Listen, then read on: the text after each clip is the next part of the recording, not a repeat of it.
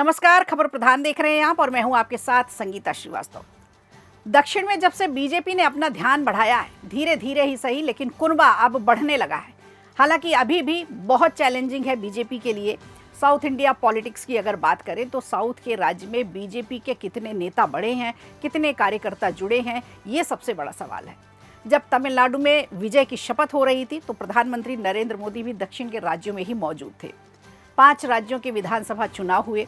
दक्षिण में भाजपा ने अपना परचम तो नहीं लहराया जैसा कि बाकी उत्तर के राज्यों में होता है, लेकिन कहीं अपनी जगह जरूर तलाश ली है। भाजपा का मिशन इस समय 2029 है। अंग बंग कलिंग समेत 22 राज्यों में इस समय बीजेपी की सरकार है। दक्षिण भी जीतने की तैयारी में अब बीजेपी रणनीति बना रही है। कर्नाटक में तो बीजेपी की सरकार पहले बन चुकी है। फिलहाल कांग्रेस की सरकार है जिस पर उठापटक चल रही है। नए सीएम की अगवानी होनी है।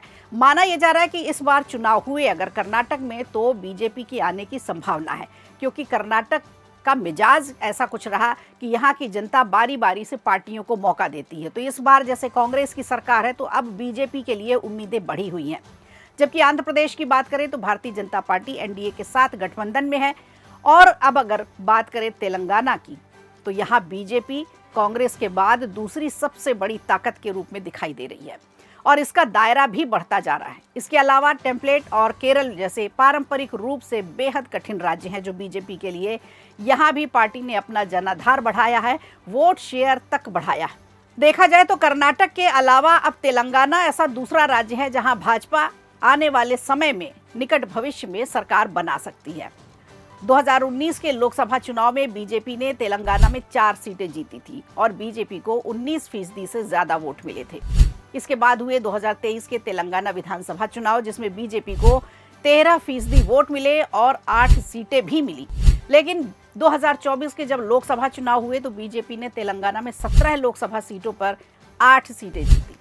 मतलब 2019 के मुकाबले 2024 में सीटें जाकर दुगनी हो गई और 2024 में बीजेपी को तेलंगाना में 35.54% वोट मिले। इसका अर्थ सीधा सा ये निकलता है कि पिछले लोकसभा चुनाव के मुकाबले बीजेपी ने लगभग 15% वोट हासिल किए और 2023 के विधानसभा चुनाव की जब बात करें तो इसकी तुलना में 21% वोट ज्यादा मिले।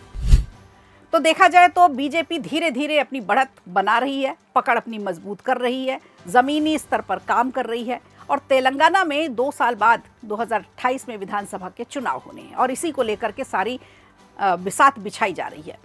तेलंगाना में बीआरएस के कमजोर होने का सीधा फायदा बीजेपी को मिल सकता है। कांग्रेस बीआरएस का मुस्लिम वोट पहले ही ले चुकी है। ऐसे में हिंदू वोटर्स जो है वो उनमें काफी मायूसी है और अब वो बीजेपी के साथ लामबंद हो सकते हैं। तो 2028 के अगले तेलंगाना विधानसभा चुनाव में मुख्य मुकाबला कांग्रेस और बीजेपी के बीच ही होने जा रहा है। बीआरएस इसमें कहीं नहीं होगी। और हाँ, तेलंगाना में बीजेपी की बढ़ती ताकत से हैदराबाद के सांसद भाईजान एआईएमआईएम के राष्ट्रीय अध्यक्ष असदुद्दीन ओवैसी को अब डरना चाहिए। 2029 के लोकसभा चुनाव में हैदराबाद लोकसभा सीट बीजेपी जीतने जा रही है, क्योंकि यहाँ राजनीतिक विश्लेषक अब इसी तरह की बातें कर रहे हैं। 18वीं लोकसभा चुनाव के नतीजे दक्षिण भारत के राजनीतिक परिदृश्य में एक महत्वपूर्ण बदलाव का संकेत पहले ही दे चुके हैं। दक्षिण भारत में ज्यादातर कमजोर माने जाने वाली बीजेपी ने इस बार कर्नाटक में, तेलंगाना के साथ साथ आंध्र प्रदेश में भी अच्छा प्रदर्शन किया। और हालांकि तमिलनाडु बीजेपी के लिए काफी चैलेंजिंग रहा। तमिलनाडु में आक्रामक चुनाव प्रचार के बावजूद बीजेपी और उसके सहयोगी दल सत्ता तक तो नहीं पहुंच पाए, लेकिन तेलंगाना में यहां पार्टी का जनाधार लगातार बढ़ा हुआ है। हाल के चुनाव और राजनीतिक घटनाक्रम में भाजपा के मुख्य विकल्प के रूप में उभर रहे हैं। भाजपा राज्य की राजनीति में अपनी सक्रिय भूमिका निभा रही है। अगले चुनाव में भी जब भाजपा दक्षिण के राज्यों की तरफ रुख करेगी अपना, तो यहाँ भी ज्यादा से ज्यादा मैक्सिमम गेन देखना चाहेगी।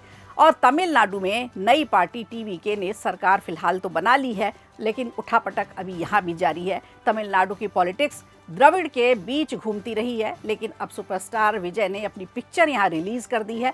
कर्नाटक की बात करें तो वहाँ बीजेपी मजबूत स्थिति में है। सरकार हो सकता है इस बार बना ले, क्योंकि इस बार कयास लगाए जा रहे हैं कि कर्नाटक में बीजेपी आ सकती है। और केरल में बीजेपी का ग्राउंड बेस मजबूत हो रहा है, वोट शेयर भी यहाँ बढ़ा है। आंध्र में एनडीए की सरकार है। तमिलनाडु एक ऐसा राज्य है बीजेपी को सबसे ज़्यादा यहाँ मेहनत की ज़रूरत है, लेकिन आगे आने वाले चुनाव में तेलंगाना और कर्नाटक, ये 2 राज्य बीजेपी के पाले में आ सकते हैं और इसकी संभावना भी बहुत है। बीजेपी अब इसी रणनीति पर ही काम कर रही है कि 22 राज्यों के बाद ये 2 राज्य ऐसे दिख रहे हैं साउथ में जहां बीजेपी अपना परचम लहरा सकती है। लेकिन क्षेत्रीय दलों की तैयारी भी कम नहीं होगी। मुकाबला बीजेपी का क्षेत्रीय दलों से सबसे ज़्यादा होगा और यही सबसे बड़ी बीजेपी के लिए चुनौती भी होगी। वीडियो अच्छा लगा हो तो लाइक कीजिए, शेयर कीजिए और कमेंट बॉक्स में हमें ज़रूर बताइए।